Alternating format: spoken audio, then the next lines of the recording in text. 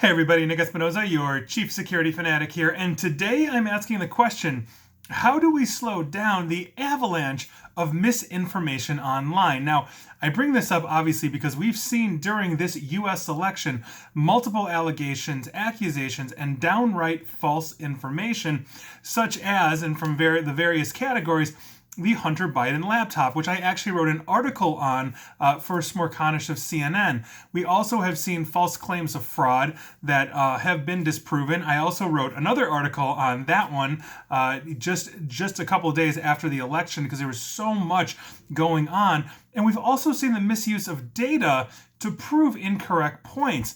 I've seen a lot of people talk about Benford's law, which is actually Newcomb Benford's law, and I actually wrote not a public article on that, but just a basic debunking of that, because you cannot apply what they're calling Benford's law statistically to an election like this. So we have all of this stuff right here, but this point goes beyond any single election, and it speaks to the growing information divide between much of the population, many of whom get their information from major news sources, and there are those that believe that those major news sources are part of some kind of cabal hell-bent on controlling everything in our lives, and so they will go to fringe sites that basically have no real fact-checking or anything, and then take false information as gospel as it's being put out in places like that. And I think that's a very serious issue. Now, this isn't to say that sources of any ilk, from huge to small,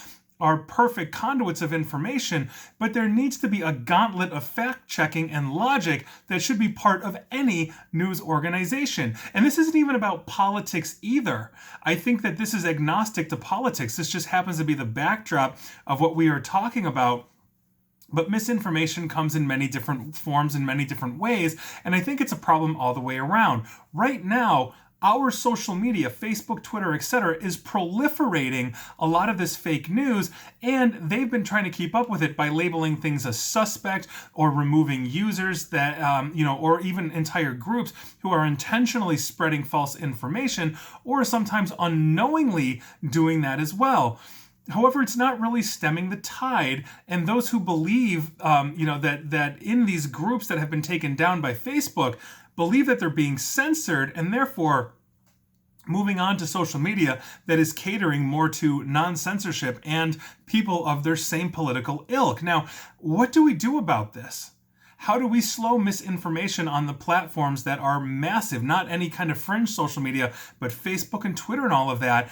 And Twitter has an interesting concept that they're going to try, and I don't necessarily know if this is going to work, but they've got to do something. Now, this is coming from TechCrunch, and I thought this was actually really interesting because Twitter is working to expand their use of misinformation labels on misleading tweets. Now, the company has developed a new feature that isn't live yet that would pop up a quote-unquote misleading information label when a user tries to like a tweet that has been labeled as misinformation. So in other words, if I put out something that is demonstrably false and Twitter essentially flags it and says this information may be false that you're about to see, if somebody tries to like it, they're adding a second pop-up that's going to say basically, hey, this is misinformation. Are you sure you want to like this?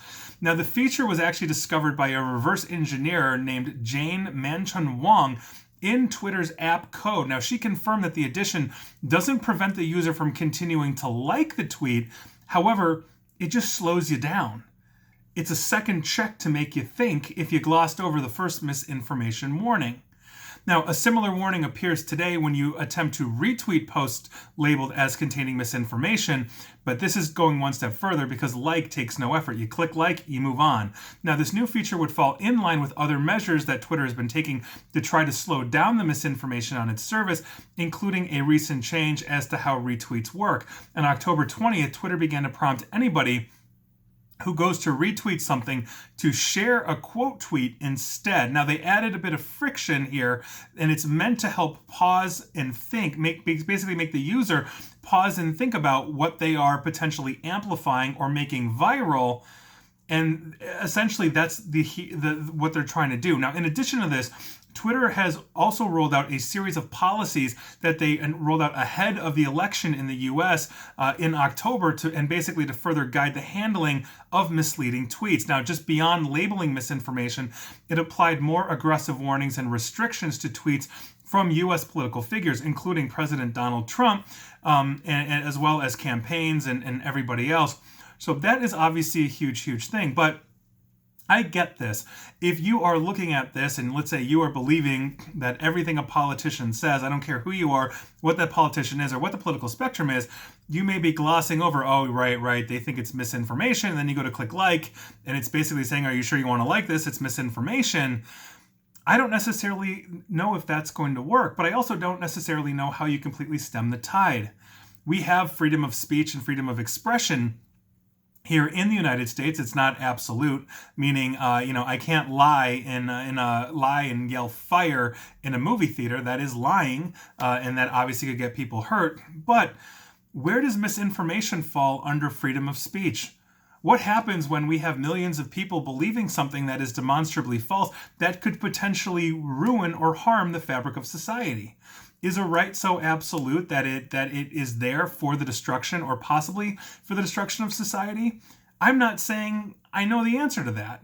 And I'm not saying that's a good or bad thing. I believe in freedom of speech and expression. I have a lot of people that have posted comments on my videos, my podcasts, whatever it is, just tearing me to shreds, calling me horrible names. I don't lose sleep over that. That's perfectly fine. They're within their rights to do that. Freedom of speech is not freedom of consequences of your speech either, which means anybody has the right to fight back. I usually ignore those people, or criticize you for what you believe.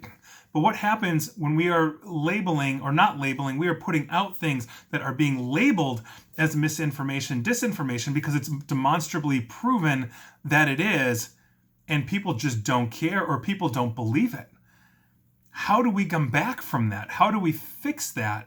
I believe the answer is time and education, like what we saw in Finland a few years ago with their national push of education, how to spot fake news, how to spot misinformation.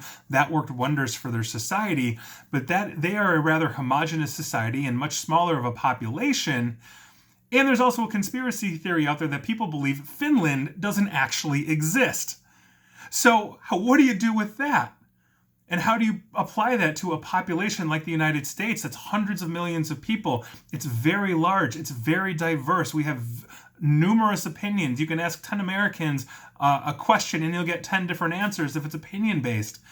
How do we combat this? I'd be curious to hear your thoughts on that. I'd be curious to hear if we need some kind of restriction, if it should be just a complete free-for-all and let the chips fall where they may. I think that's going to lead to something worse.